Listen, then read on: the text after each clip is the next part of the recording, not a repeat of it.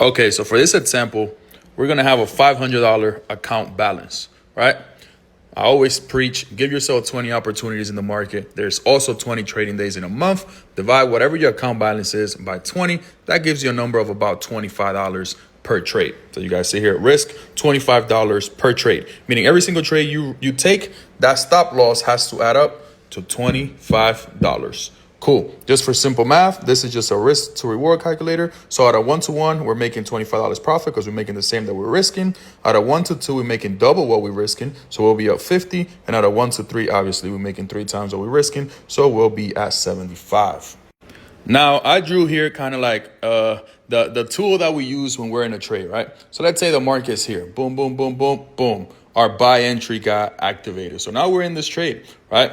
I have take profit 1. Take profit 2, take profit 3. For those that don't know what that is, these are risk to reward. So whatever you're risking here is going to be your TP1, TP2, TP3. Why? Because that's how you know if you're making a 1 to 1, 1 to 2, or a 1 to 3, right? So let's say once you're floating a 1 to 1 on this trade, so you hit your TP1, you're not going to keep your stop loss the same. That's a big mistake most of you guys do. What you're going to do instead is you're going to delete that and you're going to cut that risk in half, right? So automatically you removed half of the original risk off the table. So now if you were risking $25 on the setup, now you're only risking about $12.50 if you want to get, exactly the number, right? Now you're floating a 1 to 1.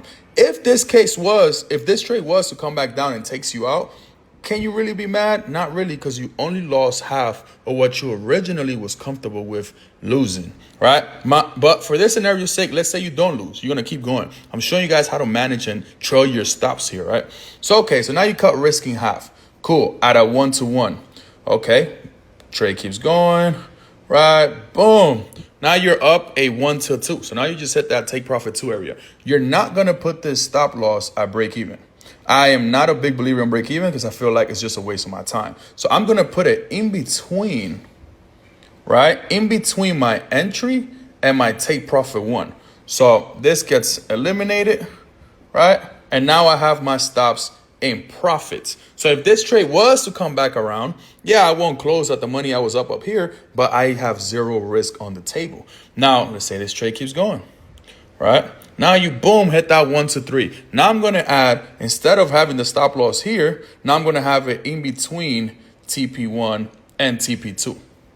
So if the case was that the trade comes back, well, I at least secure all of these profits here. That is how you manage